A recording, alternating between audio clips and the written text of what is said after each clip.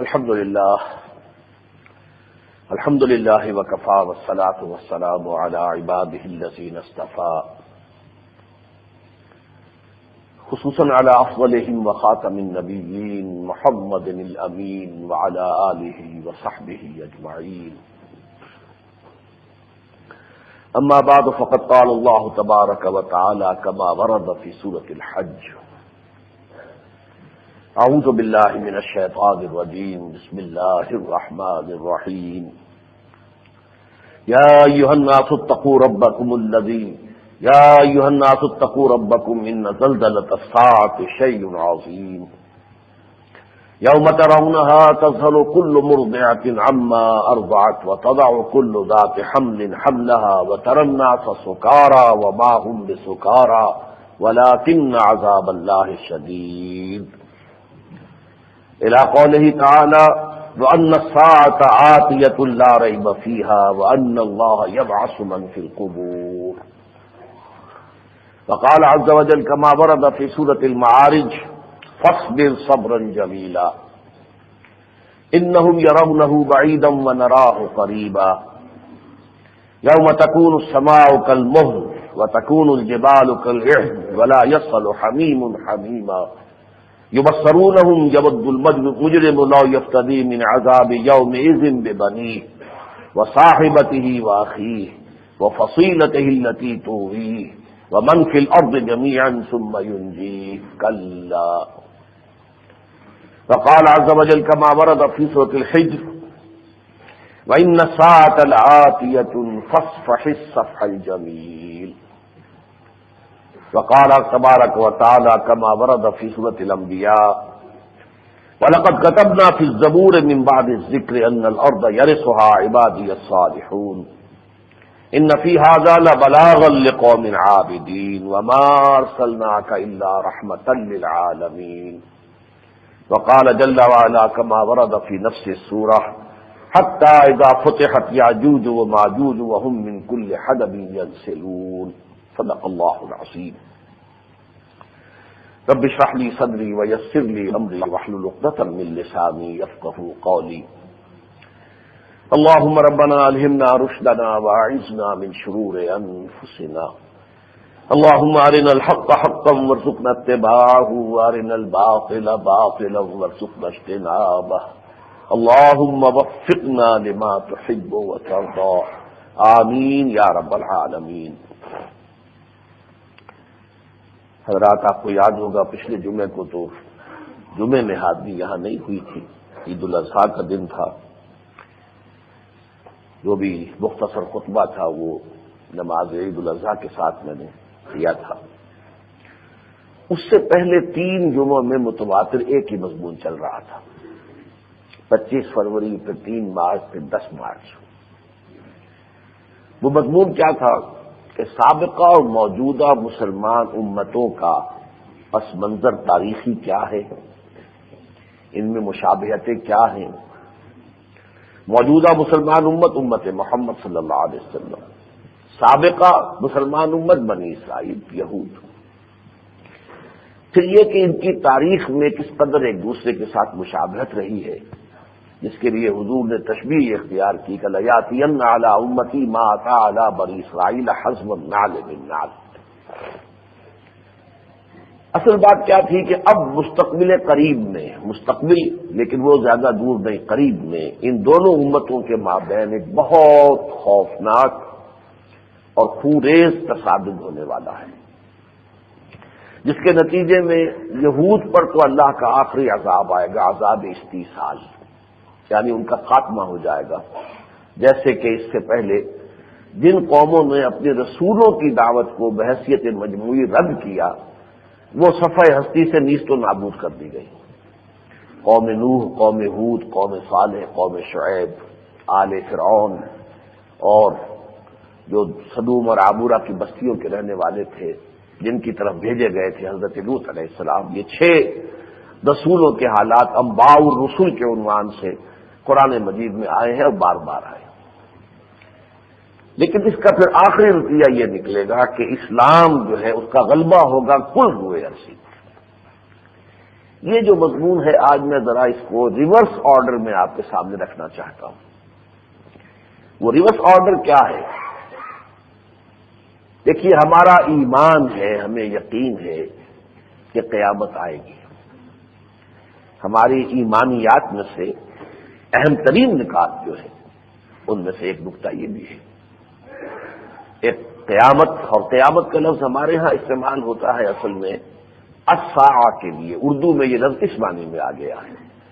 اصل میں وہ معاملہ جو ہے وہ ایک طویل ایک سلسلہ ہے واقعات کا،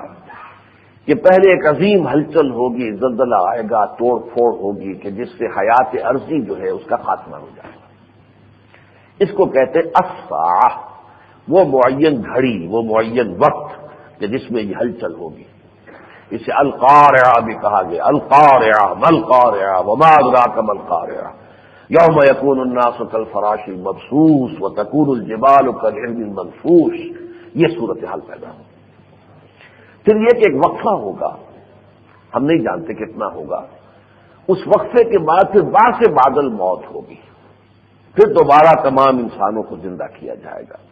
قرآن مجید کی اصطلاح میں وہ یوم القیامہ ہے، لا اقسم بیوم القیامہ، جس کے لیے آتا ہے یوم یقوم الناس لرب العالمین، وہ دن کے جس دن تمام انسان اپنے رب کے حضور کے میں کھڑے ہوں گے۔ ہم اردو میں قیامت کا لفظ استعمال کرتے ہیں اس پہلے مرحلے کے لیے، قرآن مجید کی اصطلاح میں پہلے مرحلے کے لیے الساعہ ہے، اور یہ در حقیقت اس کا وہ جو دوسرا مرحلہ آئے گا بعد بعد الموت کے بعد، جس میں حساب کتاب ہوگا، اسے یوم الآخر بھی کہتے ہیں، اور یہ کہ وہی یوم القیامہ ہے۔ بہرحال پہلی بات یہ ہے کہ اس الساعہ کی خبر قرآن مجید میں اتنی دی گئی ہے کہ کوئی صفحہ شاید اس سے خالی نہ ہو۔ سب سے زیادہ جس کی خبر قرآن مجید میں، خاص طور پر جو ابتدائی صورتیں ہیں، اس میں تو سارا زور ہی اس پر ہے۔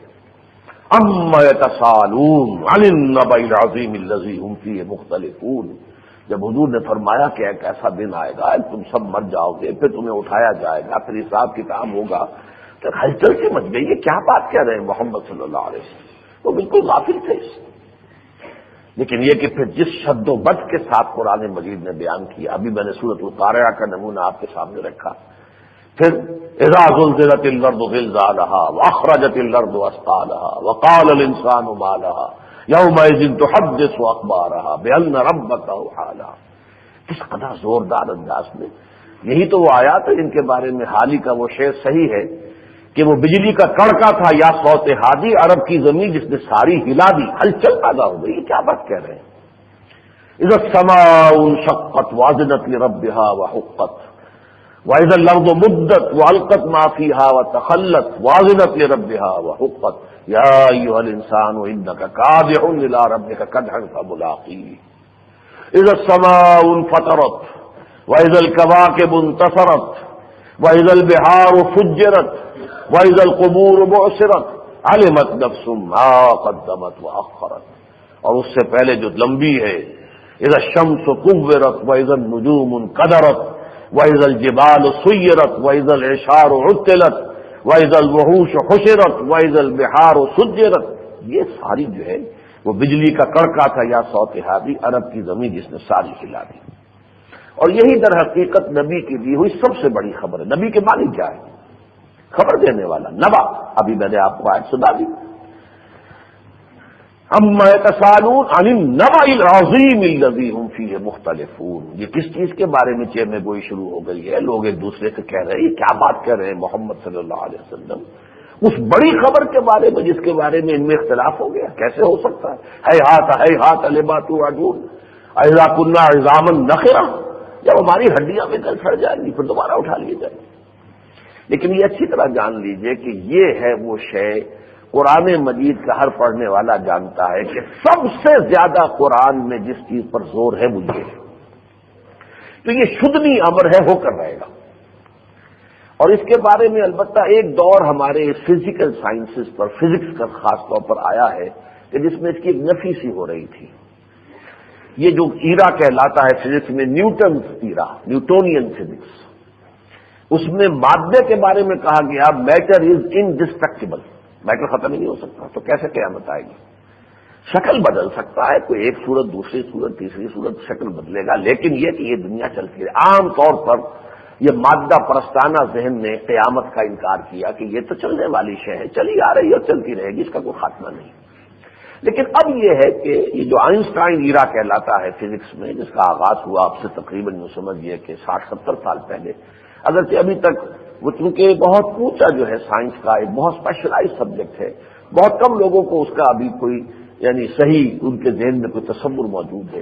لیکن اس کے بعد اب ہمیں یہ کہا جا رہا ہے کہ واقعتاً اس کائنات کا ایک خاتمہ تو اب سمجھ میں آ رہا ہے، لیکن اس کے لیے تعبیریں کیا ہیں؟ سورج رفتہ رفتہ ٹھنڈا ہو رہا ہے، جب ٹھنڈا ہو جائے گا تو پھر جو کچھ ہوگا وہ آپ کو معلوم ہے کہ پھر یہ ساری حیات جو ہے عرضی ہے تو در حقیقت سورج کی اس انرجی کا ہی ظہور ہے، ختم ہو جائے گی۔ یا جیسے یہ جو تھیوریز آف ایکسپینڈنگ یونیورس ہے کہ جیسے پھل جھڑی ہوتی ہے، یہ کائنات ایسے پھیل رہی ہے، ایک جس کو کہ فنر جیسا ہوتا ہے، یہ چل رہی ہے، پھیلتی بھی جا رہی ہے اور چکر بھی کھا رہی ہے، گیلیکسیز پیدا ہو رہی ہے،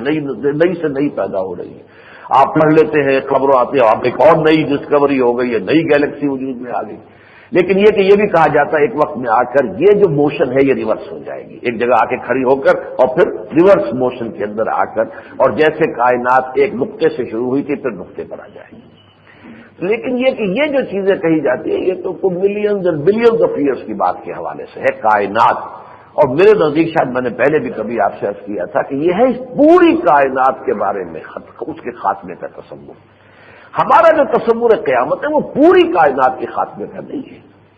وہ در حقیقت حیات دنیاوی، اس دنیا میں جو حیات ہے اس کا خاتمہ ہے، اور انسانوں کا محاسبہ ہے اور جنات کا محاسبہ ہے کہ جو یہیں سے پیدا کیے گئے ہیں، اور یہ در حقیقت اس کائنات کے ایک حصے کے اندر قیامت آئے گی۔ اسی لیے یہ نہیں کہا گیا کہ آسمان ختم ہو جائے گا یا زمین ختم ہو جائے گی۔ یوم تبدل الارض غیر الارض والسماوات، ان کی حیتیں بدل جائیں گی۔ اذا دکت الارض دکا دکا وجاء ربک والملک صفا صفا واذا الارض مدت، یہ زمین کھینچ دی جائے گی، زمین کو کوٹ کوٹ کر چپٹا کر دیا جائے گا، اور یہ جو اجرام سماویہ ہیں ان میں بھی ایک ہلچل ہوگی۔ ہمارا سولر سسٹم جو ہے وہ جمع الشمس والقمر، یہ سورج اور چاند یکجا ہو جائیں گے، بلکہ زیادہ صحیح ہے کہ چاند جو ہے وہ سورج میں دھس جائے گا۔ تو یہ سورج در حقیقت کائنات کے اس حصے میں ہوگی جس میں کہ ہم آباد ہیں، جس کا کہ یہ ایک چھوٹا سا جو ہے سمجھیے کہ یہ زمین، یہ فضا کی رقاصہ، یہ بھی تو رقص کر رہی ہے نا، زمین جو ہے خود بھی اپنے محور کے گرد جو ہے وہ ناچ رہی ہے اور پھر چل بھی رہی ہے سورج کے گرد۔ تو یہ زمین یہ فضا کی رقاصہ آدم نو کے انتظار میں ہے۔ ابھی یہ زمین جو ہے انتظار کر رہی ہے۔ احمد نظیر قاسمی صاحب نے شعر بہت میں سمجھتا ہوں 40-50 سال پہلے کہا تھا، آدم نو انسان، ایک نیا انسان آئے گا اور وہ اس زمین کو آباد کرے گا۔ پہلی بات تو میں نے آپ سے عرض کی کہ یہ ہے وہ شے جس پر ہمارا ایمان ہے، جس پر ہمارا یقین ہے۔ لیکن یہ کہ یہ جو قیامت اس دنیا کی آنی ہے، اس کے حوالے سے قرآن مجید جو ہے زلزلۃ الساعہ اس کے بارے میں متنبع کر رہا۔ میں نے جو آیات آپ کو سنائی، سورہ حج کی ابتدائی آیت جو ہے وہ بہت ہی چونکا دینے والی، یا ایھا الناس اتقوا ربکم، اے لوگوں اپنے رب کا تقوی اختیار کرو، ڈرو اس سے اور اس کی بندگی اور اطاعت اختیار کرو۔ ان زلزلۃ الساعۃ شیء عظیم، وہ جو قیامت کا زلزلہ آئے گا وہ بہت بڑی شے ہوگی، بہت بڑی آفت ہوگی۔ یوم ترونھا، جب تم اسے دیکھو گے، تذہل کل مرضعۃ عما ارضعت، تو ہر دودھ پلانے والی اپنے اس بچے کو بھول جائے گی۔ یعنی سب سے زیادہ جو تعلق ہوتا ہے وہ ایک دودھ پلانے والی ماں اور اس کے بچے یا بچی کے درمیان ہے۔ اس سے زیادہ جو ہے انسانی جو علائق ہیں اور تعلقات ہیں اور محبتیں ہیں، اس سے زیادہ گاڑھا کوئی تعلق نہیں، لیکن بھول جائے گی، اس طریقے سے نفسی سوار ہو جائے گی۔ وَتَضَعُ كُلُّ ذَاتِ حَمْلٍ حَمْلَهَا، اور وہ جو صدمے کی کیفیت اس وقت ہوگی اور شوق جس کو ہم کہتے ہیں، اس سے ہر حمل والی کا ہر حمل گر جائے گا۔ وَتَرَى النَّاسَ سُکَارَىٰ، تم دیکھو گے کہ لوگ جو ہیں وہ ایسے ہیں کہ جیسے نشے میں ہیں، یعنی ان کے اوسان خطا ہوں گے، تو جیسے کہ ایک آدمی جو ہے بھوترا ہوا جسے آپ کہتے ہیں کہ جس کے اوسان خطا ہو گئے ہوں، اس طرح کی کیفیت ہوگی۔ وَتَرَى النَّاسَ سُکَارَىٰ وَمَا هُم بِسُکَارَىٰ، حالانکہ وہ کوئی نشے میں نہیں ہوں گے۔ وَلَٰكِنَّ عَذَابَ اللَّهِ الشَّدِيدُ، یہاں یہ نوٹ کیجئے، اس کو عذاب سے تعبیر کیا گیا ہے۔ کیوں؟ یہ میں بعد میں آپ کو بتاؤں گا کہ یہ جو سختی ہے قیامت کی، اس کو بھی قرآن مجید اس ساخت کی جو سختیاں ہیں یہ در حقیقت اس کو بھی عذاب سے تعبیر کیا جا رہا ہے، ولیکن عذاب اللہ شدید۔ اسی طرح اسی سورہ حج میں آگے چل کے فرمایا اسی پہلے رکوع میں وَأَنَّ السَّاعَةَ آتِيَةٌ لَا رَيْبَ فِيهَا، دیکھو یہ قیامت، یہ اب میں پھر قیامت وہ اردو کا قیامت استعمال کرو، یہ ساعہ، یہ گھڑی آ کر رہے گی اور اس میں کسی شک و شبہ کی گنجائش نہیں۔ اور اس کے بعد وَأَنَّ اللَّهَ يَبْعَثُ مَن فِي الْقُبُورِ، اور پھر وہ وقت بھی آئے گا کہ اللہ تعالیٰ اٹھا کر کھڑا کر دے گا سب کو جو قبروں میں ہوں گے، قبروں میں دفن کیے گئے ہوں یا جلا کر ان کی راکھ جو ہے وہ بھی کہاں گئی، زمین بھی گئی نا، دریا میں آپ نے بہا دی وہ بھی کہیں سیٹل ہو جائے گی، کسی جگہ جا کر زمین ہی کا حصہ بنے گی۔ لہذا جو بھی انسان ہے چاہے کسی شیر نے کھایا ہے تو شیر بھی مرے گا، پھر اس کا جو ڈھانچہ ہے وہ بھی تو زمین ہی کا حصہ بن جائے گا۔ تو بالآخر تو ساری حیات دنیاوی جو ہے وہ گویا کہ حیات انسانی وہ ساری کی ساری اسی زمین کے اندر جو ہے شامل ہو جائے گی۔ منہا خلقناکم وفیہا نعیدکم ومنہا نخرجکم تارۃ اخری، تو یہ بھی ہو کر رہنا ہے۔ وَأَنَّ اللَّهَ يَبْعَثُ مَن فِي الْقُبُورِ، اس قیامت کے بارے میں ایک اور نقشہ کھینچا گیا ہے، میں اس لیے کہہ رہا ہوں کہ ہم اس قیامت کو بہت دور سمجھتے ہیں، ابھی تو قریب نہیں ہے۔ میں اکثر جن کو، بلکہ جب میری وہ کتاب چھپی تھی سابق اور موجودہ مسلمان امتوں کا ماضی، حال و مستقبل، تو میں نے اس کا ایک نسخہ دیا تھا۔ جناب مختار مسعود صاحب ہمارے ہاں کے ایک اچھے دانشور ہیں اور ان کا مزاج اور ذوق دینی بھی ہے، انہوں نے اس کو پڑھ کر ایک تبصرہ کیا کہ آپ نے تو قیامت کو بہت ہی قریب لا کے دکھا دیا۔ تو فوراً میری زبان پر سورہ معارج جس کی آیات میں نے آج بھی پڑھی ہیں آپ کے سامنے، وہ آیت آ گئی تھی، انہم یرونہ بعیدا ونراہ قریبا، ان لوگوں کو یہ قیامت دور نظر آ رہی ہے، ہمارے وہ سامنے موجود ہے۔ اللہ تعالیٰ کی تو نگاہوں میں آنے واحد میں ہر شے ہے نا، نراہ قریبا، ہمیں وہ قریب نظر آ رہی ہے۔ تو واقعہ یہ ہے کہ اگر آپ احادیث کے حوالے سے جو علامات قیامت آئی ہیں ان کے حوالے سے اگر دیکھیں تو واقعتاً قیامت دور نہیں ہے۔ اب تو ایسا محسوس ہوتا ہے کہ وہ اسٹیج بالکل سیٹ ہو رہی ہے اور اس کے نتیجے میں وہ قیامت کو زیادہ دور کی بات نہیں ہے۔ چنانچہ میں وہ آیات پہلے آپ کو سنا دوں۔ فرمایا حضور سے فاصبر صبرا جمیلا، اے نبی یہ لوگ انکار کر رہے ہیں، رد کر رہے ہیں، استہزاء کر رہے ہیں، مذاق اڑا، آپ صبر کیجئے لیکن خوبصورتی کا صبر ہے۔ یہ جمیل کے لفظ کو یہاں نوٹ کیجئے، یہ پھر بعد میں بھی آئے گا۔ فاصبر صبرا جمیلا انہم یرونہ بعیدا ونراہ قریبا، انہیں یہ قیامت یا عذاب الہی جو ہے دور نظر آ رہا ہے، ہمارے وہ نگاہوں کے سامنے موجود ہے، ہم تو دیکھتے ہیں کہ قریب ہے۔ یوم تکون السماء کالمہل، اب وہی جیسا کہ میں نے دوسری صورتوں کا حوالہ دیا، سب کا ترجمہ تو کرنے کا موقع نہیں تھا لیکن یہاں میں ترجمہ بھی کروں گا۔ جس دن کے یہ جو آسمان ہے یہ ایسے ہو جائے گا جیسے پگھلا ہوا تانبا یا تلچھٹ ہوتی ہے تیل کی مہل، وَتَكُونُ الْجِبَالُ كَالْعِهْنِ، اور یہ پہاڑ ایسے ہو جائیں گے جیسے دھنکی ہوئی اون ہو، جیسے اس کے گالے سے ہوتے ہیں ایسے یہ پہاڑ ہو جائیں گے۔ وَلَا يَسْأَلُ حَمِيمٌ حَمِيمًا، وہی نقشہ کھینچا گیا ہے جو سورۃ القارعہ میں، القارعہ مَلْقَارعہ وَمَا أَدْرَاكَ مَلْقَارعہ يَوْمَ يَكُونُ النَّاسُ كَالْفَرَاشِ الْمَبْثُوثِ وَتَكُونُ الْجِبَالُ كَالْعِهْنِ الْمَنفُوشِ، یہی وہ لفظ جو ہے کہ وہ عہن کے مانند جو اون جو دھنکی ہوئی ہے اس کے بعد اس کو پھر جو ہے اسپننگ کریں گے تو وہ اون بنے گی، لیکن اس سے پہلے آپ کو معلوم ہے جیسے روئی کو دھنک دیتے ہیں تو اسی طریقے سے اون کا معاملہ ہوتا ہے۔ ولا یسأل حمیم حمیما، اس دن کوئی دوست، حمیم کہتے ہیں بڑے جگری دوست کو، بڑا گہرا دوست، بہت ہی محبت کرنے والا، لیکن کوئی جگری دوست کسی دوسرے کو پوچھے گا نہیں، وہ نفسی نفسی کا عالم ہوگا کہ ہر ایک کو اپنی جان کی پڑی ہوگی۔ یبصرونہم، وہ دکھا بھی دیے جائیں گے، دیکھو وہ تمہارے لاڈلے، وہ تمہارے بیٹے، وہ تمہاری بیٹیاں، وہ تمہاری بیوی، وہ تمہارے والدین، جن کی وجہ سے تم نے ہمارے دین سے دوری اختیار کی، ان کو اچھا کھلانا، اچھا پہنانا، ان کو خوش رکھنا، اس کے لیے تم نے حرام کو حلال کیا اپنے لیے، حرام خوری کی، یہ سب دکھا دیے جائیں گے۔ یہ تمہارے بڑے لاڈلے تھے نا، یہ تمہارا وہ دوست جو تمہیں بہت ہی جگری دوست جسے تم سمجھتے تھے، یبصرون، دکھا دیے جائیں گے انہیں، لیکن انسان کا حال یہ ہوگا یود المجرم لا یفتدی من عذاب یومئذ ببنیہ، مجرم یہ چاہے گا کہ کاش کسی طرح فدیے میں مجھ سے میری اولاد لے لی جائے، ببنیہ، وہ صاحبت ہی واقعی میری جوڑو بھی لے لی جائے اور میرے بھائی کو بھی لے لیا جائے، وہ فصیلت ہی لتی تووی، اور میرے اس پورے کنبے کو جس کی کہ وہ پناہ کبھی پکڑا کرتا تھا، جس کی سپورٹ اور حمایت کے اوپر زندگی گزارتا تھا، اسے بھی لے لیا جائے، جھونک دیا جائے۔ وہ من فی الارض جمیعا، تمام انسان دنیا کے ہیں ان کو سب کو جہنم میں جھونک کر مجھے بچا لیا جائے۔ ثم ینجی، اللہ نہیں، ہرگز ایسا نہیں ہوگا، ہرگز ایسا نہیں ہوگا۔ اسی لیے پھر سورہ حجر میں فرمایا وَأَنَّ السَّاعَةَ آتِيَةٌ لَآتِيَةٌ فَاصْفَحِ الصَّفْحَ الْجَمِيلَ، پھر دیکھیں یہاں پر وہ لفظ جمیل آیا۔ اے نبی، قیامت تو آ کر رہے گی اور ہر ایک کو اس کے کیے کا پورا پورا بدلہ مل جائے گا، تو آپ ان کفار کی طرف سے ابھی ذرا صبر کیجیے، جو کچھ کر رہے ہیں کہہ رہے ہیں جھیلیے، برداشت کیجیے، بڑی خوبصورتی کے ساتھ ان سے ذرا چشم پوشی کا معاملہ کیجیے۔ یہ آیات جو ہیں اب اس سے اندازہ ہوتا ہے، میں آپ سے عرض کر دوں صاف، حضور نے فرمایا قیامت کی سب سے بڑی نشانی جو ہے وہ بعثت محمدی ہے صلی اللہ علیہ وسلم۔ حضور نے فرمایا انما بعثت انا وصاح کا ہاتین، آپ نے دونوں انگلیوں کو جوڑا، یہ شہادت مجھ شہادت و برابر کی، جوڑ کے دیکھو میں اس طرح مبعوث کیا گیا ہوں کہ میں اور قیامت جڑے ہوئے ہیں، اس لیے کہ آپ نے فرمایا انا آخر المرسلین وانتم آخر الامم، میں آخری رسول ہوں، تم آخری امت ہو، اب کوئی اور نبی نہیں بیچ میں، کوئی فصل نہیں ہے، کوئی نئی امت نہیں آئے گی، قیامت آئے گی اور قیامت قریب ہے۔ اس قیامت کے قرب کا معاملہ جو ہے اس میں میں اپنا ایک تاثر،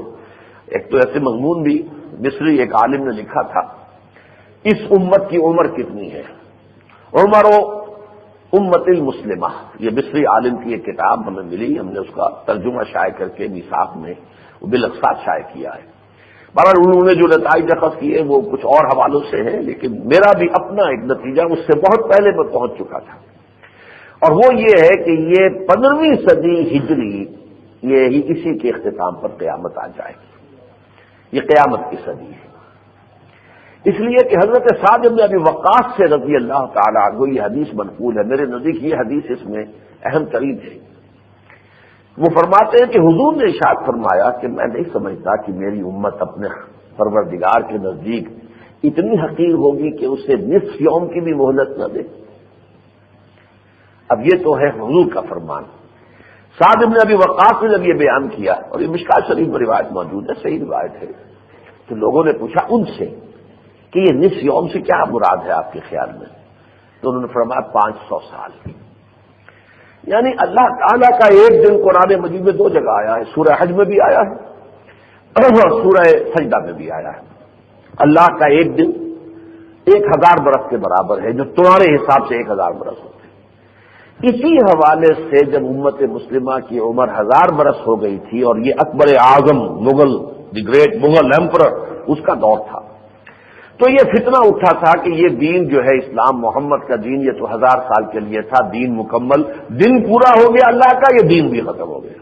جب اللہ کا دن ختم ہوا تو یہ دین بھی ختم ہو گیا محمد کا، لہذا ایک نئے دین کا دور ہے اب، اور وہ دین ہے اکبری ہے، وہ دین الہی ہے، جس میں رسالت کی در حقیقت جو ہے نفی کی گئی، باقی دین الہی بس سب ایک خدا کو مانو، بھگوان کہہ لو، پرماتما کہہ لو، خدا کہہ لو، جو چاہو کہہ لو، ایشور کہہ لو، وہ کہہ لو، بس یہ سارے مذاہب کو ایک یوں سمجھ کے ایک ہم دستے میں ڈال کے اور اس کو خوب کوٹ کر اور پھر اس کو چھان پھٹک کر ایک صفوف بنا لیا گیا جس میں سارے مذہب یکجا ہو جائے۔ یہ دین اکبری تھا، دین الہی۔ تو حضور نے فرمایا کہ نہیں، آدھے دن کی مہلت اور ہوگی۔ اس حساب سے اللہ کا آدھا دن 500 برس۔ یہ حضرت سعد بن وقاص سے جب پوچھا گیا کہ آدھے دن سے کیا مراد، فرمایا 500 برس۔ تو 1500 سال اس امت کی عمر ہے، جس میں کہ اب 15ویں صدی شروع ہو چکی ہے، سن 20 میں ہم بیٹھے ہوئے ہیں، سن 20 جو ہے وہ اب ختم ہو رہی ہے، سن 21 اب آنے والا ہے، محرم میں اب کو دور تو نہیں رہا، آغاز ہونے والا ہے سن 21 کا۔ اسی میں یہ سارے معاملات گزرنے والے ہیں، جہاں تک میں سمجھ پایا ہوں قرآن مجید سے، احادیث سے۔ لیکن یہ کہ اس کے ضمن میں یہ بھی میں عرض کر دوں کہ پھر اس سے پہلے کیا ہونا ہے، یہ تو قیامت کی بات ہوئی، ایک مسئلہ ضمنی سمجھیے کہ میرے نزدیک 15ویں صدی ہجری میں وہ قیامت آ جائے گی، اور اس سے پہلے سارے وہ حالات و واقعات پیش آ جائیں گے جن کی خبریں دی ہیں محمد الرسول اللہ صلی اللہ علیہ وسلم۔ اب ذرا میں نے کہا تھا ریورس آرڈر میں، قیامت سے ذرا نیچے آئیے، اس سے پہلے کیا ہوگا؟ اس سے پہلے ہونا ہے کہ کل روئے ارضی پر اللہ کے دین اسلام کا غلبہ ہوگا۔ اس کی واضح خبر جو ہے وہ قرآن مجید میں بھی میں نے آیت آپ کو سنائی ہے۔ سورہ انبیاء میں فرمایا گیا وَلَقَدْ كَتَبْنَا فِي الزَّبُورِ مِن بَعْدِ الذِّكْرِ أَنَّ الْأَرْضَ يَرِثُهَا عِبَادِيَ الصَّالِحُونَ، ہم نے زبور میں یہ لکھ دیا تھا۔ زبور وہ کتاب تھی، آسمانی کتابوں میں سے ایک زبور بھی ہے جو حضرت داؤد علیہ السلام کو دی گئی۔ اس میں ہم نے یہ طے کر دیا تھا کہ اس زمین کے آخری وارث ہمارے صالح بندے بنیں گے۔ گویا کہ پوری زمین جو ہے ایک وقت آئے گا کہ صالحین جو ہے اللہ پر ایمان رکھنے والے، اللہ کی اطاعت کرنے والے، اطاعت گزار بندے جو وہ اس کے وارث ہو جائیں گے۔ ان فی ھذا لبلاغا لقوم عابدین، اور اس میں اصل میں تبلیغ ہے، ابلاغ ہے، بات کو پہنچا دینا ہے کہ لوگ سمجھ لیں کہ یہ ہو کر رہے گا۔ وہ لوگ کہ جو واقع تک عبادت گزار ہیں، اللہ کی بندگی کا دم بھرنے والے ہیں۔ اور اس کے ساتھ ہی وہ آیت آ گئی کہ جس میں اصل میں اس کا ثبوت ہے کہ پوری دنیا پر حضور کا لایا ہوا دین غالب ہوگا۔ وما ارسلناک الا رحمۃ للعالمین، اے محمد ہم نے آپ کو تمام جہان والوں کے لیے بھیجا ہے، ہم نے کوئی آپ کو عربوں کے لیے تو نہیں بھیجا۔ یہ ضرور ہے کہ ابتدائی آپ کے مخاطب جو ہیں وہ عرب ہیں۔ هو الذی بعث فی الامیین رسولا منہم یتلو علیہم آیاتہ ویزکیہم ویعلمہم الکتاب والحکمہ وإن كانوا من قبل لفی ضلال مبین وآخرین منہم لما یلحقوا بہم۔ گویا کہ یہ امت جو ہے یہ دو حصوں پر مشتمل ہے، ایک امیین جن میں سے خود حضور بھی تھے، انہی میں سے تھے عرب بنی اسماعیل، اور ایک آخرین جو آئیں گے، ابھی شامل ہوں گے، ابھی شامل نہیں ہوئے، ہوتے رہیں گے۔ اس لیے کہ آپ عربوں کے بعد پھر ایرانی ایمان لے آئے، شامی ایمان لے آئے، مصری آ گئے، اور پھر اس کے بعد ترک آ گئے، ہندی آ گئے، سندھی آ گئے، سوڈانی آ گئے، پوری دنیا جو ہے یہ دائرے کھینچتے چلے گئے۔ یہ آخرین ہیں تو انہی میں سے، اسی امت کا حصہ ہے، لیکن یہ ہے کہ یہ ابھی تک شامل نہیں ہوئے تھے۔ ابتدائی جو بعثت تھی حضور کی بنیادی، وہ بعثت تھی بنی اسماعیل کے لیے، امیین کے لیے۔ تو چونکہ یہ چیز قرآن مجید میں اس آیت میں بھی آئی، اور ویسے یہ ہے کہ احادیث نبویہ میں اس کی بڑی واضح صراحت موجود ہے۔ قرآن مجید میں دوسرے اعتبار سے صغرا کبرا موجود ہے، یہ میں نے کئی دفعہ عرض کیا ہے۔ صغرا کبرا کہتے ہیں کہ آپ منطق میں دو چیزوں کو جمع کر کے تیسرا نتیجہ نکالتے ہیں۔ استحضار المعرفتین لحصول المعرفت الاخرى، یہ ہے منطق۔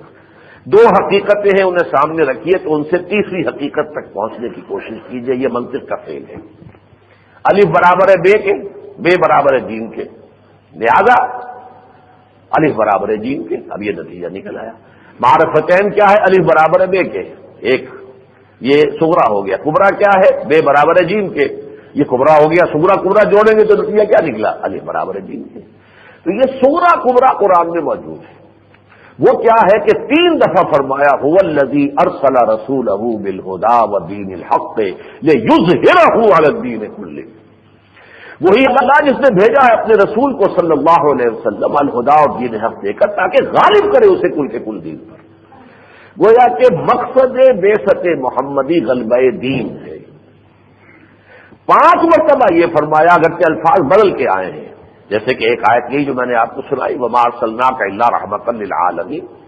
سب سے زیادہ صریح آیت جو ہے آیت نمبر 28 سے سورہ سبا کی، وما ارسلناک الا کافۃ للناس بشیرا ونذیرا،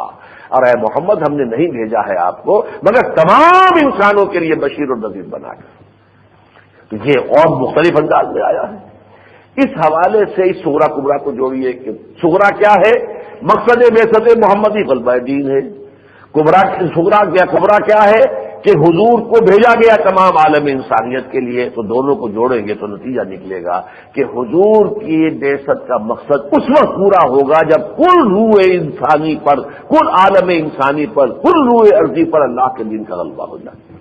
یہ اس کا انیویٹیبل لاجیکل رزلٹ ہے۔ باقی احادیث جو ہے وہ کئی دفعہ ہم نے آپ کو سنائی ہے، اور اب پرسوں انشاءاللہ جو جلسہ ہونے والا ہے الحمراء میں نوید خلافت کانفرنس، تو اس میں ہم پھر وہ کتاب کا جو ہے مفت تقسیم کریں گے بغیر کسی ہدیے کے، جن میں یہ احادیث ہیں جن کے بارے میں میں نے بارہا کہا ہے کہ یہ تو ہمیں حرز جان بنانی چاہیے۔ مایوسی کے اندھیاروں میں ہمارے لیے امید کا سہارا بننے والی یہ احادیث ہے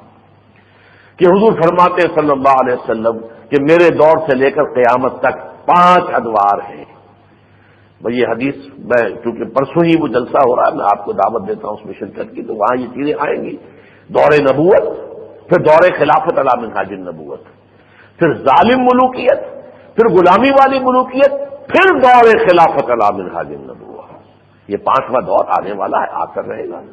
غلامی کے 2 دور جو ہے ملوکیت کے گزر چکے ہیں۔ ایک پہلا دور تھا جس میں کہ بادشاہ مسلمان تھے، دوسرا دور وہ آیا کہ ہم انگریزوں کے غلام ہو گئے، فرانسیسیوں کے غلام ہو گئے، اطالویوں کے غلام ہو گئے، کوئی کہیں کا ڈچ جو ہے اس کے بادشاہ کا غلام ہو گیا، کوئی ولندیسی کا غلام ہو گیا۔ تو یہ 2 ادوار گزر چکے ہیں، اگرچہ دوسرے دور کا ابھی تتمہ باقی ہے کہ عالمی مالیاتی استعمار جو ہے وہ ابھی اپنے پنجے گاڑ رہا ہے اور آگے بڑھ رہا ہے، لیکن یہ ختم ہوگا۔ حضور نے خبر دی ہے ثم تکون خلافت علی منہاج النبوۃ، اور جب وہ خلافت علی منہاج النبوۃ آئے گی تو وہ 2 احادیث بارہا میں سنا چکا ہوں۔ حضور نے فرمایا ان اللہ زوالی الارض، اللہ نے میرے لیے ساری زمین لپیٹ دی۔ فرائے تو مشارقہ و مغاربہ، تو میں نے اس کے سارے مشرق بھی دیکھ لیے، سارے مغرب بھی دیکھ لیے۔ وَإِنَّ أُمَّتِي سَيَبْلُغُ مُلْكُهَا مَا زُوِّيَ لِي مِنْهَا، اور سن رکھو میری امت کی حکومت ان تمام علاقوں پر ہو کر رہے گی جو زمین کو لپیٹ کر مجھے دکھا دیے گئے۔ یہ شک کی گنجائش رہ سکتی ہے، اور یہ حدیث جو ہے مسلم شریف کی ہے۔ یہ درجہ دوم کے جو مجموعے احادیث کی ان کی نہیں ہے، درجہ اول صحیح بخاری صحیح مسلم، یہ ٹاپ کی 2 کتابیں صحیحین، یوں سمجھیے کہ یہ سب سے اونچی جو روایتیں اس میں آئی ہوئی ہیں ان میں کسی شک و شبے کی گنجائش نہیں رہتی۔ ایک اور حدیث کہ زمین پر کوئی نہ گھر بچے گا نہ کوئی خیمہ بچے گا جس میں اللہ اسلام کا کلمہ داخل نہ کر دے۔ تفصیل جیسا کہ میں نے عرض کیا انشاءاللہ پرسوں وہ کتاب سے ابھی آپ کو مل جائے گا۔ تو یہ ہے قیامت سے پہلے کا ایک واقعہ۔ یہ کتنے عرصے رہے گا؟ بعض روایات میں آتا ہے 40 برس کے لگ بھگ، لیکن ان دونوں کے درمیان بھی ایک چھوٹا سا وقفہ ہے، یعنی اس پورے عرضی پر اللہ کے دین کے غلبے اور نظام خلافت علی منہاج النبوت کے قیام کے بعد اور قیامت یا الساعہ سے پہلے ایک اور مرحلہ چھوٹا سا آئے گا درمیانی۔ وہ کیا ہوگا کہ ہر کمال راز زوالے، جیسے حضور کے دست مبارک سے جو نظام قائم ہوا تھا خلافت علی منہاج النبوت میں 30 برس قائم رہا، پھر اس میں زوال شروع ہو گیا، ایسے ہی اب بھی پھر زوال آئے گا۔ یہ تو اس دنیا کا اصول ہے، یہاں پر جو ہے کسی چیز کے لیے دوام نہیں ہے، ہر کمال راز والے۔ تو یہ پورے عرضی پر اللہ کے دین کا غلبہ جب ایک دفعہ ہو جائے گا اور وہ 40 برس کے لگ بھگ جو ہے قائم رہے گا اپنی پوری شان و شوکت کے ساتھ، پھر اس میں بھی زوال آئے گا، پھر فسق و فجور، پھر کفر، پھر شرک، یہ پیدا ہو جائے گا۔ تو اب جو قیامت آنے سے پہلے ایک ہوا ایسی چلے گی ایک وقت میں کہ تمام اہل ایمان کی جانیں بڑی آرام سے نکل جائیں گی، جیسے کہ حدیث میں آتا ہے کہ بندہ مومن کی جب جان نکلتی ہے تو ایسے جیسے کہ ایک مشک ہے پانی کی بھری ہوئی، اس میں سے ایک قطرہ نکل گیا بس، جبکہ کافر کی جان ایسے کھینچی جاتی ہے کہ جیسے سیخ کے اوپر کباب تھا اسے کھینچا جاتا ہے۔ تو یہ جو ہوگا ایک وقت آئے گا ہوا چلے گی کہ جو اہل ایمان ہوں گے ان سب کے اوپر وہ بڑی خنک موت، ٹھنڈی موت، بغیر کسی شدید شدت کے، بغیر کسی سختی کے آ جائے گی۔ اب دنیا میں صرف کافر رہ جائیں گے، فاسق، فاجر، کافر، مشرک، ان پر وہ شدائد آئیں گے کہ جس کا میں نے ذکر کیا، یا ایھا الناس اتقوا ربکم ان زلزلۃ الساعۃ شیء عظیم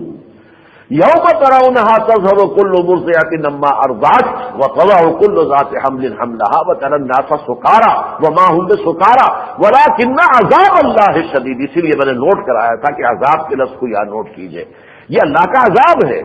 ظاہر بات ہے کہ اللہ کے عذاب سے اللہ کے نیک بندے تو بچیں گے نا، لہذا ان پر پہلے سے وہ آسان موت بالکل اطمینان سے ایک ہوا چلے گی۔ حدیث میں آتا ہے کہ وہ ایسے ہوگا جیسے کہ جو بغل میں سے کوئی چیز نکل جاتی ہے، بس اس طریقے سے وہ جو ہے انسان اہل ایمان کی جانیں نکل جائیں گی اور ان شدائد اور مصائب سے وہ بچا لیے جائیں گے کہ جو زلزلۃ الساعہ کے وقت آنے والے ہیں۔ اچھا، یہ 2 دور ہو گئے، یا درمیانی تھوڑا سا دور اور بیان کر دیا، 3 کہہ لیجیے۔ اسی لیے ایک حدیث میں آتا ہے کہ قیامت قائم نہیں ہوگی جب تک اس روئے عرضی پر ایک بھی شخص ایسا ہے جو اللہ اللہ اللہ کہنے والا ہوگا۔ اس وقت صورت یہ ہو جائے گی کہ تمام اہل ایمان جو ہے انہیں اللہ تعالیٰ موت دے دے گا، اب دنیا میں کافر اور مشرک اور فاسق اور فاجر اور شیاطین رہ جائیں گے، لہذا ان کے اوپر موت واقع ہوگی قیامت کے ذریعے سے، الساعہ کے ذریعے سے، اور وہ سختیاں سب جھیلیں۔ لیکن یہ جو میں نے دوسرا بڑا دور بتایا تھا، ایک تو وہ دور ہے قیامت کا جو آنا ہے، آخری ہے، وہ ہمارے اعتبار سے آخری ہے، باقی اس کے بعد بعد الموت ہے، پھر جنت ہے، پھر دوزخ ہے، وہ تو پھر مراحل ہے آخرت کے۔ لیکن اس وقت کی جو زندگی ہے اس کے حوالے سے الساعہ جو ہے اس کی آخری حد ہے۔ اس سے پہلے پورے عرصے پر اللہ کے دین کا غلبہ اور نظام خلافت علی منہاج نبوت کا قیام۔ اس سے پہلے جو دور ہے یہ ٹرمائل کا دور ہے، یہ سختیوں کا دور ہے، یہ تکالیف کا دور ہے، یہ دور ہے جس کے اوپر آپ کو حدیث کی کتابوں میں ابواب ملیں گے۔ باب اشراط الساعہ، علامات القیامہ، کتاب الفتن، یہ ساری چیزیں، کتاب الملاحم، یہ عنوان ہے۔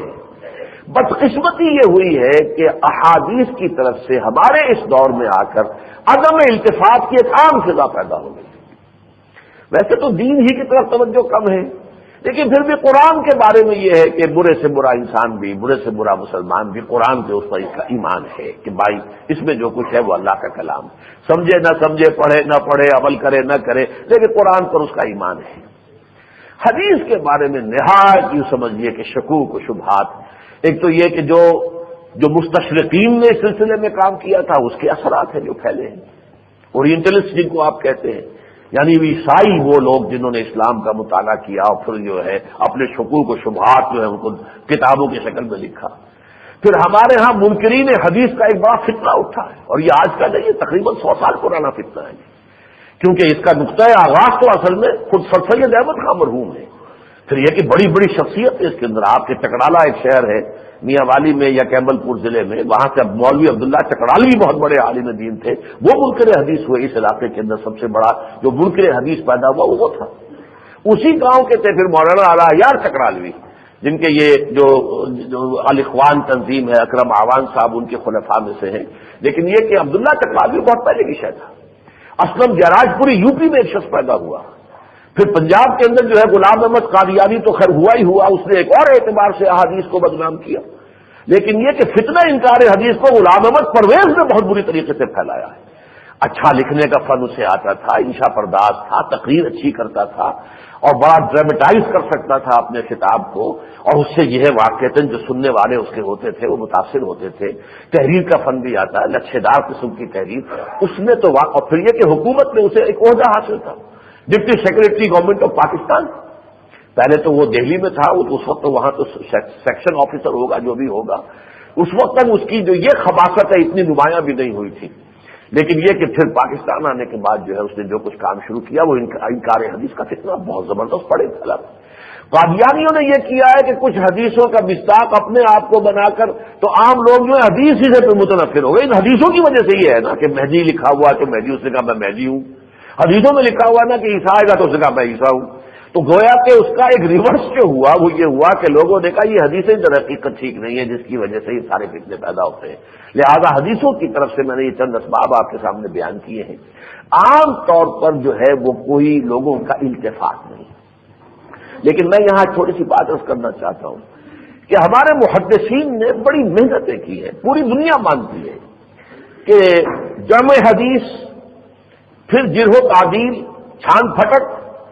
یہ سارا کام جو ہے تاریخ انسانی میں اس کی مثال نہیں ہے۔ 1 لاکھ سے زیادہ انسانوں کے حالات زندگی کی تحقیق، جس کو اسماء الرجال، پوری انسانی تاریخ میں اس کا پیرلل موجود نہیں ہے کہ یہ دیکھنے کے لیے کون راوی ہے، کیا اس کا کردار تھا، اس کا قابل اعتماد ہے۔ اسماء الرجال پر کتابیں، ضخیم کتابیں، اور پھر جرح و تعدیل کے اصول بنائے گئے، تو انہی میں انہوں نے وضع حدیث یعنی جھوٹی حدیثیں گھڑنے کے کچھ اسباب ہوتے ہیں وہ بھی معین کیے۔ حدیثیں گھڑی گئی، اس میں کوئی شک نہیں، مثلا ایک حدیث اس طریقے سے بھی گھڑی گئی کہ بہت سے واعظ کہنے والے تھے، اب وہ یہ سوچتے تھے کہ میں اگر یہ کہوں گا کہ یہ کام اچھا ہے یا یہ کام برا ہے تو میرا قول ہوگا، میں کیوں نہ حضور کی حدیث گھڑ کے کہہ دوں کہ حضور نے کہا کہ یہ کام اچھا ہے اور حضور نے کہا یہ کام برا ہے۔ تو نیت اچھی تھی ان کی، لوگوں کو برائی سے روکنے کے لیے اور بھلائی کی ترغیب دینے کے لیے، ترغیب و ترہیب، ترغیب کے لیے اور ترہیب کے لیے حدیثیں گھڑ لی واعظوں نے، لیکن ایک نیتی سے گھڑی۔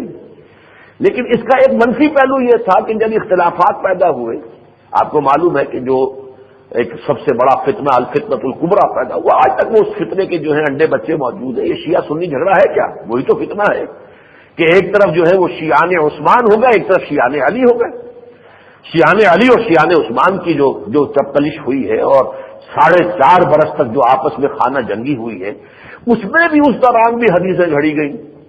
یعنی جو بھی ادھر تھے حضرت علی کے ساتھی، ان کے لیے ان کی مدح میں، ان کی ثنا میں، ان کی تعریف میں ان کے لیے حدیثیں گھڑی گئی، یا جو ادھر تھے ان کے لیے ان کی مدح و ثنا میں ادھر سے ادھر والوں نے ان کے خلاف کی حدیثیں گڑھ لی اور انہوں نے ان کے خلاف حدیثیں گڑھ لی. تو یہ مختلف اسباب ہیں کہ جن کو گنا گیا ہے محدثین نے کہ اس بنا پر اگر آپ دیکھیں کہ کہیں کسی عمل کا چھوٹا عمل ہے لیکن بہت بڑا اجر بیان کیا جا رہا ہے تو شک ہو جائے گا کہ یہ کوئی گڑی ہوئی حدیث ہے، کسی واعظ نے بنائی ہوگی. یا کسی چھوٹی سی بات پر بہت بڑی سزا کا ذکر ہو رہا ہے تو یہ بھی اندازہ ہوتا ہے کہ یہ بھی کوئی حدیث جو ہے کسی واعظ نے گھڑی ہوگی لوگوں کو اس برائی سے روکنے کے لیے. اسی طرح جو غلو ہے، ادھر کے لوگوں کے لیے غلو یا ادھر کے لوگوں کے لیے غلو، یا ادھر کے لوگوں کی مذمت یا ادھر کے لوگوں کی مذمت، تو اس سے معلوم ہوتا ہے کہ یہ بھی ایک شک کیا جا سکتا ہے کہ یہ حدیثیں گھڑی گئی. لیکن ان حدیث میں گھڑنے کا کوئی سوال ہی نہیں.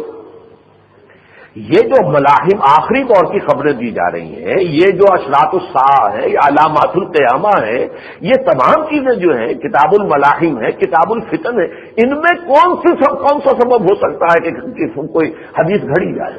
لہذا یہ حدیثیں جو ہے یہ تو واقعہ اس قابل ہے کہ ان پر توجہ کی جائے، ان کو سمجھا جائے، انہیں پڑھا جائے. اللہ کا شکر ہے کہ میں نے ان کا پوری طریقے سے اطمینان کے ساتھ اعتماد کے ساتھ مطالعہ کیا ہے. اس کی بنیاد پر کہہ رہا ہوں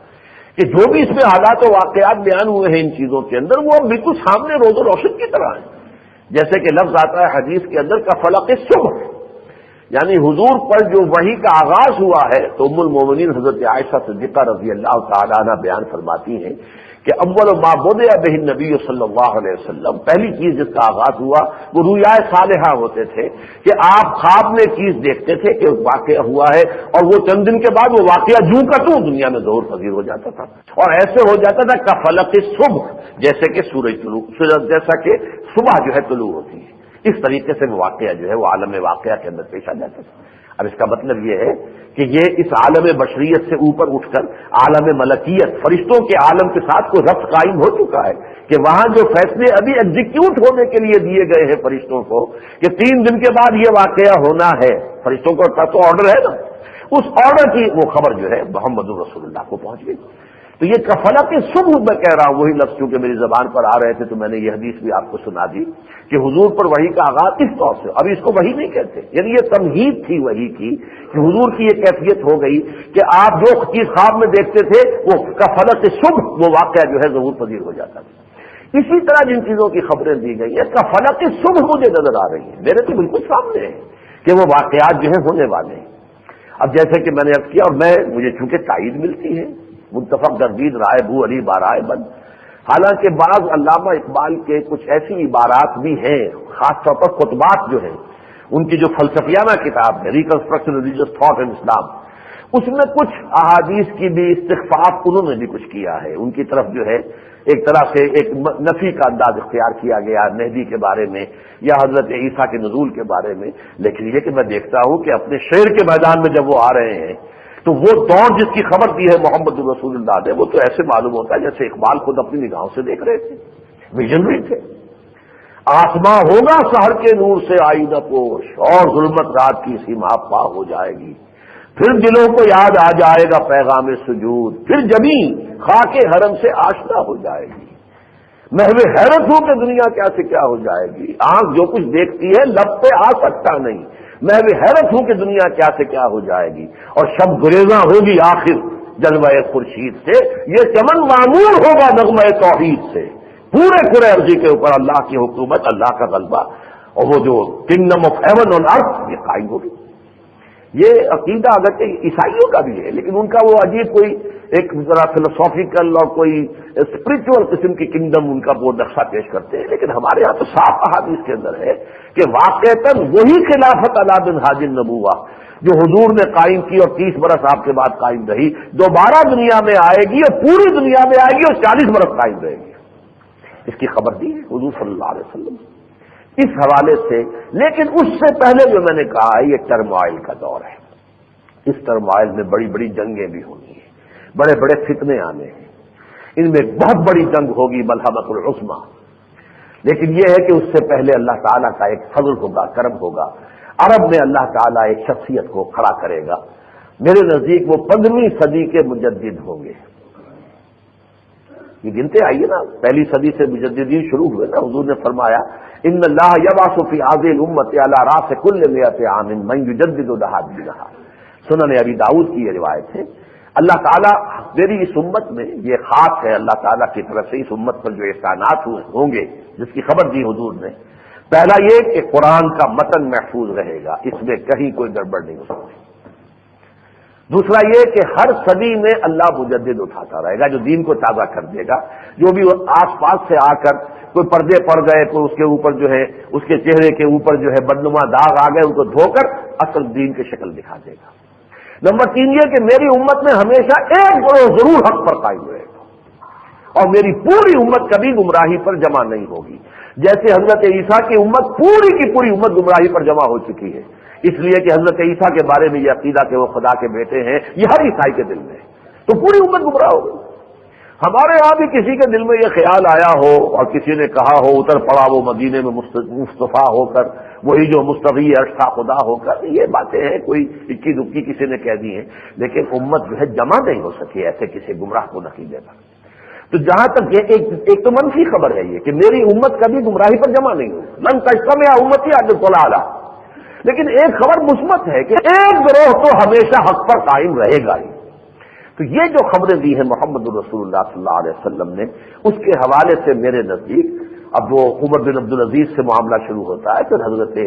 امام ابو حنیفہ ہیں، امام شافعی ہیں، امام مالک ہیں، امام احمد ابن حنبل ہے، شیخ عبد القادر جیلانی ہے، امام غزالی ہے، امام ابن تیمیہ ہے، پھر یہ کہ ہندوستان میں شفٹ ہو گیا معاملہ تو مجدد الفسانی ہے دوسرے 1000 سال کے، کیونکہ وہ اکبر کے دین الہی کا جو 1000 سال کے بعد وہ نیا فتنہ اٹھا تھا اس کی چونکہ نفی کرنی تھی، اس لیے وہ مجدد الفسانی کہلاتے ہیں۔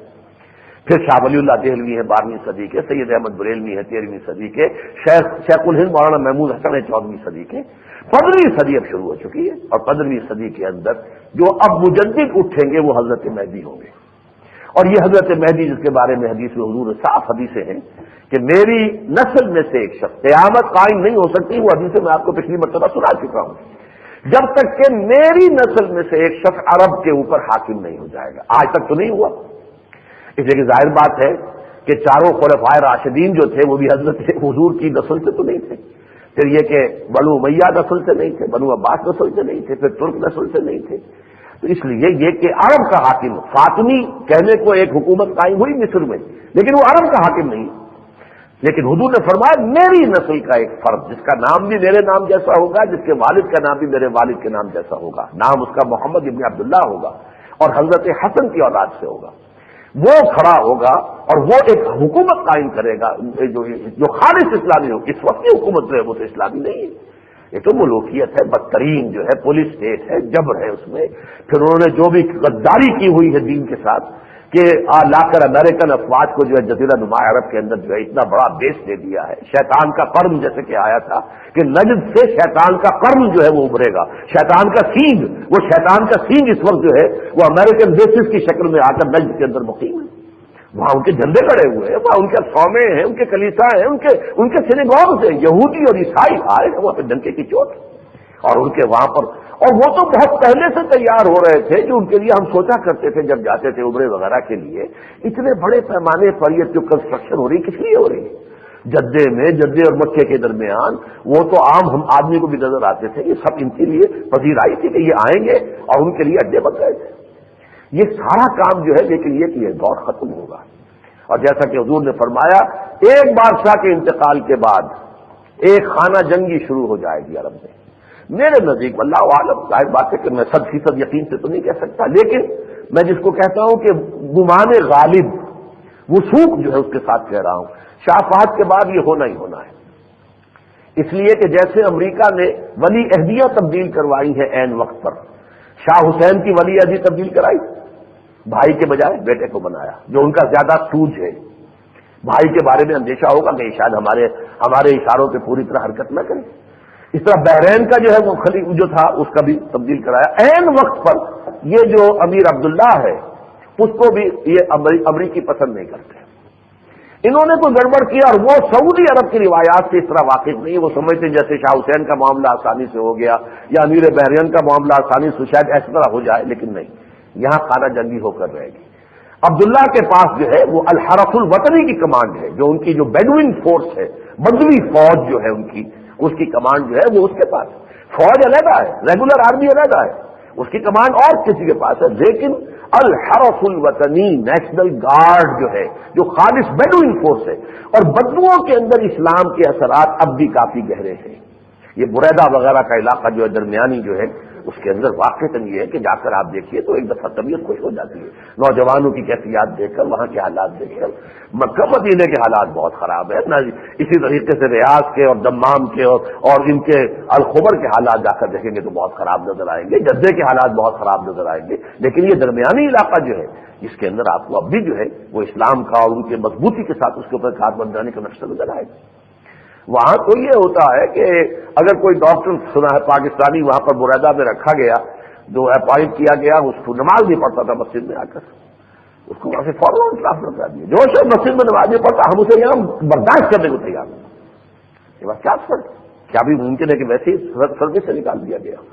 وہاں تو پورا کا پورا نظام جو ہے وہ اس کے مطابق ہے۔ تو یہ اگر خانہ جنگی ہوگی تو لوگ دیکھ رہے ہوں گے، کسی شخص کی طرف نگاہیں اٹھ رہی ہوں گی کہ اس کرائسس میں یہ شخص جو ہے ہمارا قوم کی آگے آ کر رہنمائی کرے، اور وہ اس سے بچے گا، ذمہ داری سنبھالنے کی بجائے بھاگے گا، چھپ جائے گا مکے میں جا کر، مدینے کے اندر ہوگا وہ کوئی سادات کے خاندان کا فرد، اور وہ جا کر جو ہے وہ چھپ جائے گا، پھر وہاں سے لوگ تلاش کریں گے، پھر ان سے بیعت ہوگی۔ تو پہلا کام یہ ہونا نیبی کا،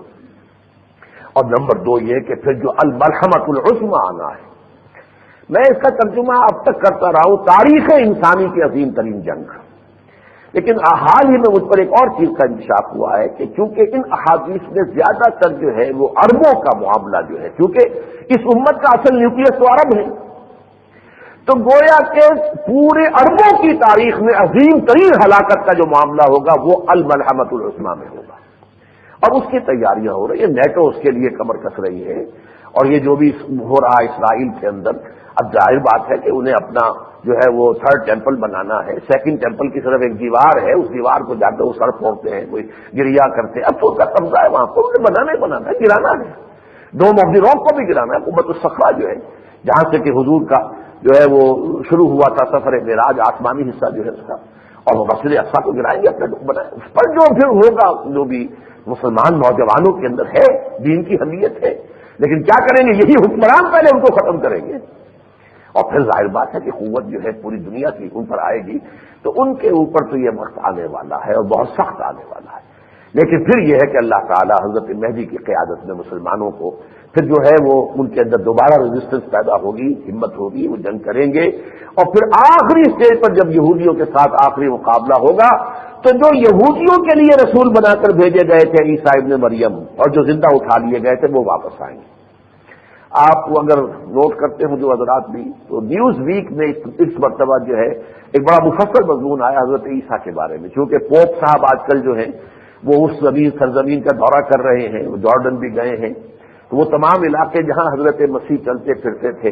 تو اس بڑھاپے میں ان پوپ صاحب کی ایک آرزو تھی کہ میں انہی علاقوں میں بھی جاؤں، چلوں پھروں، دیکھوں،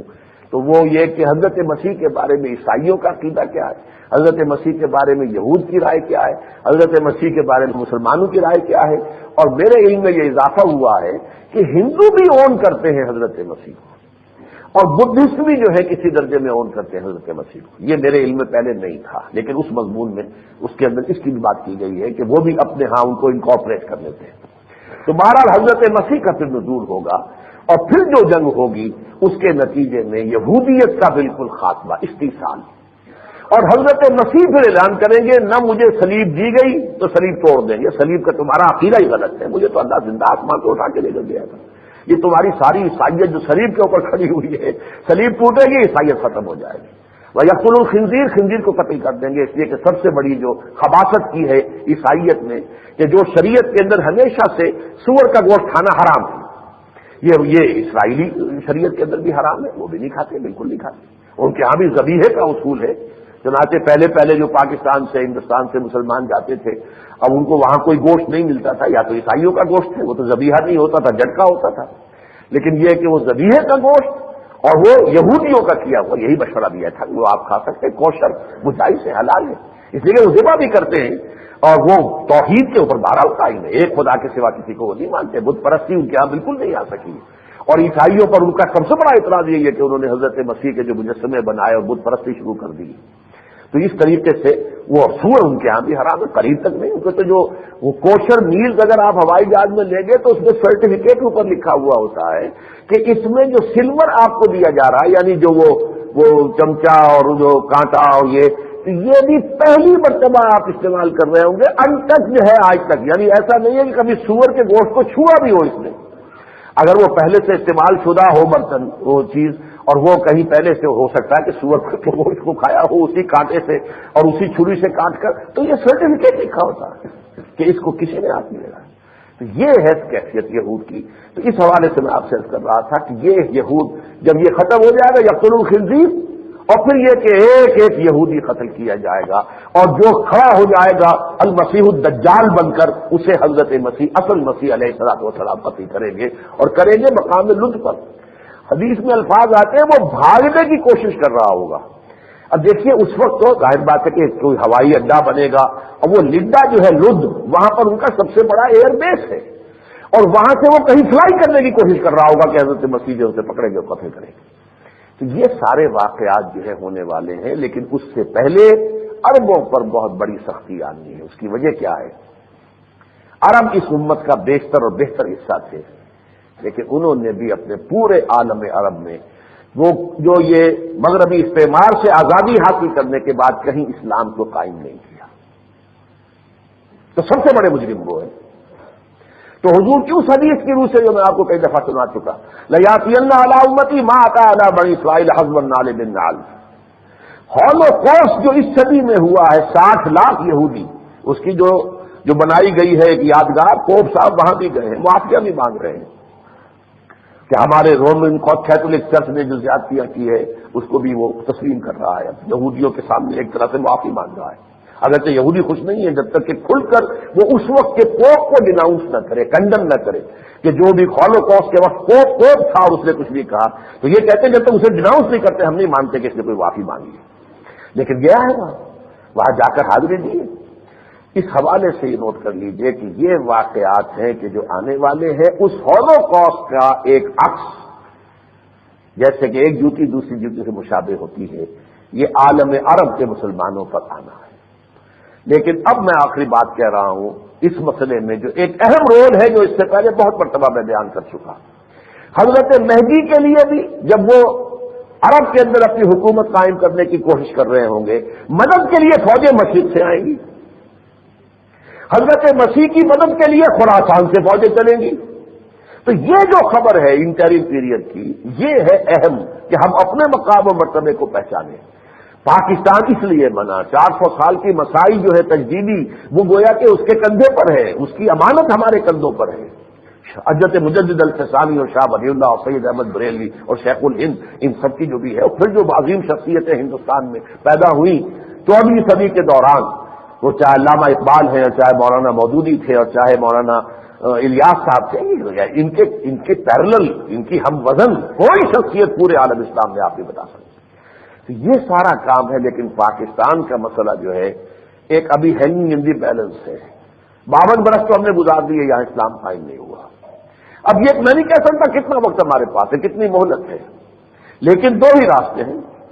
یا تو ہم فوراً براہ راست توبہ کے روش اختیار کر لیں، اور یا شاید اللہ تعالیٰ کی طرف سے کوئی شدید عذاب کا کوڑا ہم پر بھی پڑے، اس لیے کہ مجرم نمبر 2 پوری امت مسلمہ میں میرے نزدیک ہم مسلمانان پاکستان ہیں۔